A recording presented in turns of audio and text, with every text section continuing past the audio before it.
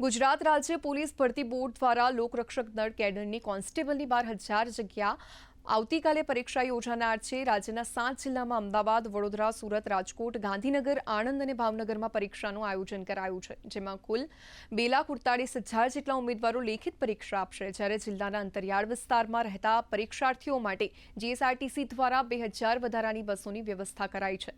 ઉમેદવારોની સંખ્યાને ધ્યાને લઈને નિગમ દ્વારા એડવાન્સમાં વધારાની બસ સેવા તથા ઓનલાઈન ટિકિટ બુકિંગની સુવિધા પણ કરાશે।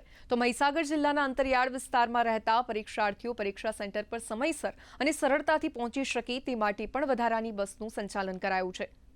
તારીખ 15/6/25ના રોજ એલઆરડીની જે પરીક્ષાનું આયોજન કરવામાં આવ્યું છે, તેની માટે મહીસાગર જિલ્લાના કુલ 7,405 પરીક્ષાર્થીઓ માટે મહીસાગર જિલ્લાના ડેપોમાંથી એક્સ્ટ્રા બસોનું આયોજન કરવામાં આવેલ છે, જેમાં સુરત, બરોડા અને ગાંધીનગર તરફ જવા માટે અંતરિયાળ વિસ્તારના પરીક્ષાર્થીઓ માટે બસ સ્ટેશન ખાતેથી જે બસો મૂકવામાં આવનાર છે, તેઓને આ બસોનો લાભ લેવા માટે અનુરોધ કરવામાં આવે છે।